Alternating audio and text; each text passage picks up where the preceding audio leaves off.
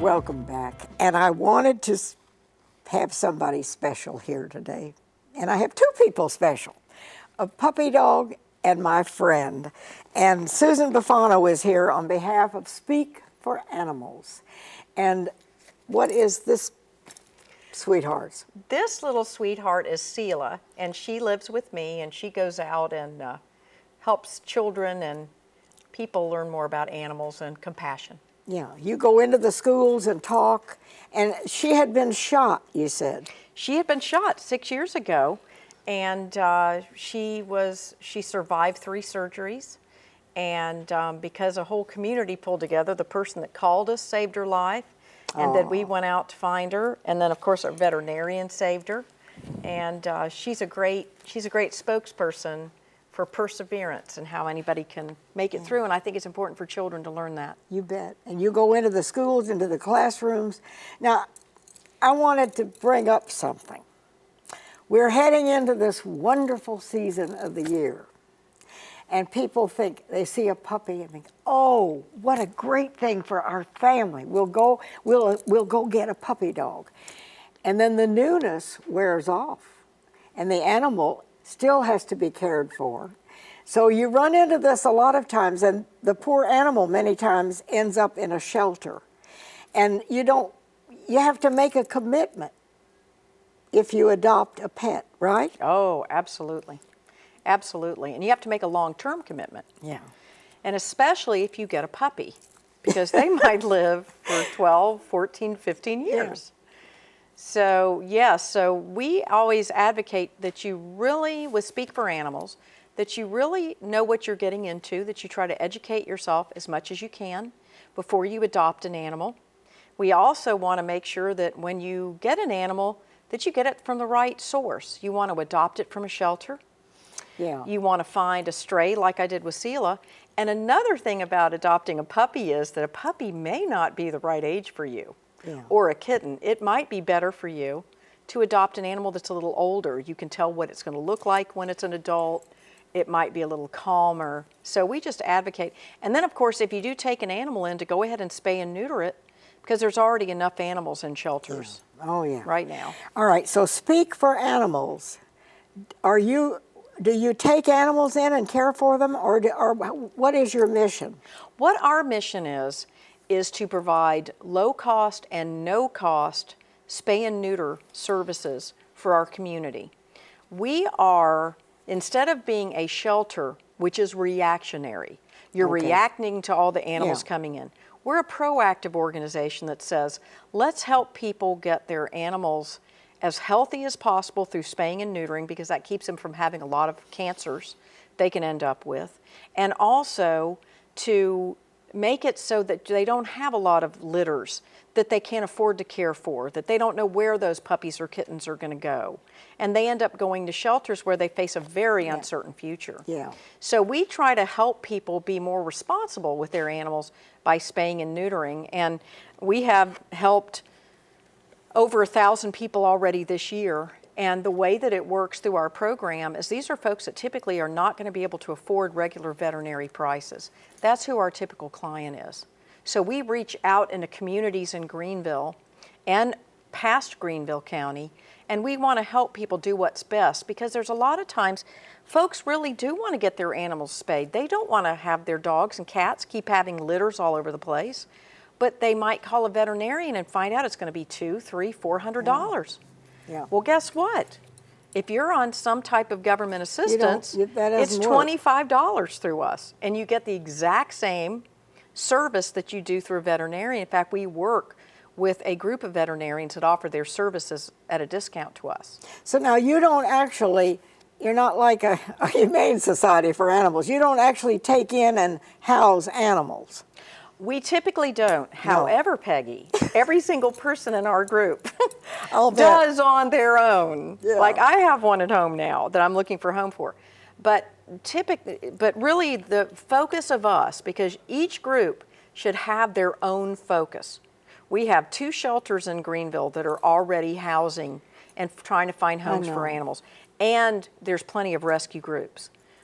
Our focus is, how can we help people? How can we help these shelters get to the root of the problem by spaying and neutering animals? And we've already seen that the work we do reduces the amount of animals that end up in shelters. That's what we want to do. We want to reduce, it's sad to say, our whole mission is reducing euthanasia in shelters by offering reduced and free services for people who couldn't afford it otherwise. Now, what do you tell, and we have this beautiful dog, and she's gone to sleep. I guess television puts her to sleep. But what do you do when you go into the classrooms and you talk to people? What kind of a message do you try to give them? Well, I think the number one message that we try to give them is kindness. And kindness not only to animals, but to each other. The golden rule. Yeah. We pretty much want people to, and children to understand that to do unto others as you would have people do unto you. And it works out with animals too. And so animals are a way, when we get into the classroom and we start talking to children about animals, boy, do they respond. They love hearing about animals. And then we can talk about kindness to animals.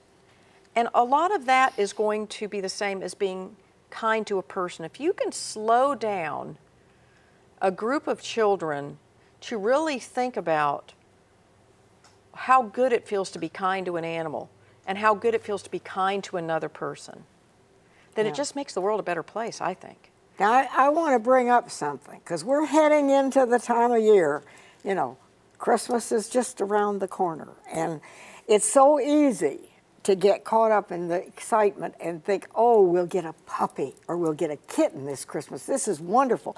And the kids get all excited, and then the newness wears off. But the animal is still there to be cared for and maintained. And many times it's very sad. It's very sad. So you have to realize ahead of time, if you are going to get a pet for your family, that it is a commitment. Yes, it is. Just like when you make a decision to have a child, there's a commitment to that child. This animal has been brought in, and now it's up to you, and legally it's up to you to care for them too. So another thing that Speak for Animals does, we have books in all the libraries, a lot of your books on taking care of animals, and one is called Are You Ready For Me? And it's speaking to a child as if they want to adopt a puppy or a dog, and what's involved. And the puppy will say, you know, if I go to the bathroom on the floor, please don't be upset with me. You have to teach me. I don't know what you want me to do. Please be patient with me. And if it's an adult dog, you know, I may be slowing down. Please be careful with me. Remember to be more gentle with me than maybe you had to be when I was a puppy. And it's just so incredibly important that when someone makes a decision, that they try to make the best decision for their family. For me, it is always going to be an adult dog. I just personally don't want the hassles of a puppy. But there's a lot of people that enjoy that time. They've got a lot of time to do it, and they don't mind. But you've just got to remember, that puppy's really cute when it's 8 weeks. An animal is a commitment. It's a commitment, but when that puppy, and this is what I saw because I used to work at Greenville County Animal Care for 4 years, the largest majority of animals that come in are at the tail end of that puppy stage where somebody thought they were cute, now they're close to 1, and people haven't trained them right. So all of a sudden they say, this dog is wild, I've got to turn it in. It wouldn't have been wild if they had trained that dog, if the dog knew what they wanted. There's no animal that wants to please us more than a dog. So that's the important thing. If you want to get a kitten or a puppy or a dog or a cat for your family, you want to make sure that you put in there the time it's going to take to train them so that they know what it's going to be like. They know what you want them to do. And also that you have a place to provide for the animal. Absolutely, that you've got the resources. A yard or whatever. In case, right, if your animal gets sick, you want to have the funds to pay for that. You want to have the funds to keep up with their vaccinations, for their heartworm pills every month, that sort of thing. And you want to have a safe environment for them. Now, what does Speak for Animals do? You are not a shelter. No. But if somebody out there wants more information or wants to get involved, what do you do? We do a lot of things. We like to go out and educate in the community. We like to speak to people about the best way to care for their animals.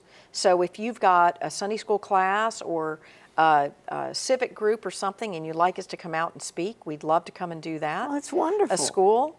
And you don't charge for this? Oh, heavens no. Okay. And education is the other part of what we do. We love to go out and talk to people and children, especially children.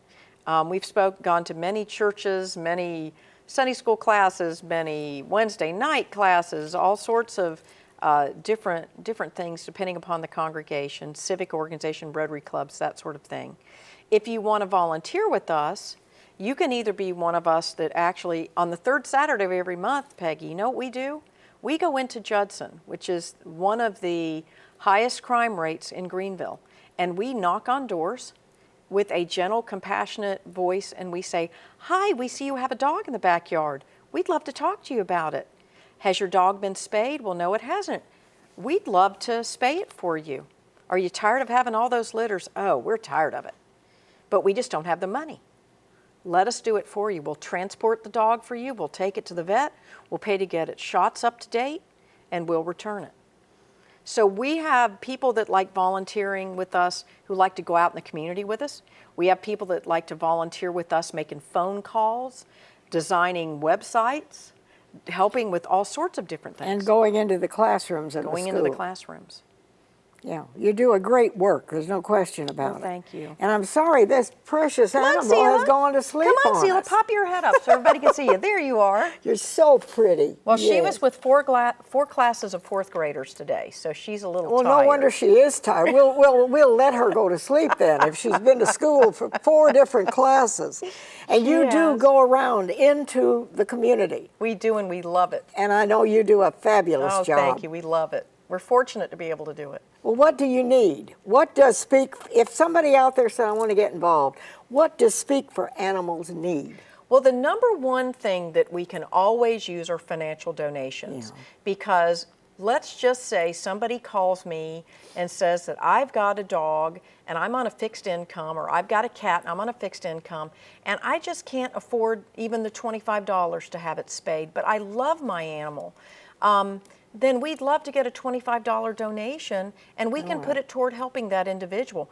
Anytime you donate to Speak for Animals, you're also donating to a person, because there's always a person attached to this animal, a person that loves the animal that we're going to be helping. So anybody that thinks Speak for Animals is all about animals, it's not true. It's about the people too. And what you do in the schools, that fascinates me. Well, we'll have to talk about that again later when we have more time. You have certain schools that call you and ask you to come, or how do you go about that? Well, we do. We've got different schools that call us and ask us. Not as many as I'd like. I've got much more time that I can do it. It's just finding the contacts. And when you go into the classroom, do you take the puppy dog? If they want kid? me to, I do. She loves being with children. And the children love that. They love that. Well, this is a wonderful outreach to the community. Thank you. And I appreciate so much what you try to do. Thank you. And thanks for having Sela and I on today. Oh, we'd love to have you. Speak for Animals. And I'll have the information here. If you want to get involved or learn more, just let me know. Okay? Thank you so much. Bless you. Thank you so much. Bless you We sure so much. appreciate it. Susan Bufano. We just have to get ready for the holidays and make our plans. And be sure if you're going to get a puppy or a kitten, you've got the wherewithal to take care of it. We'll see you next time. Oh, you're so precious.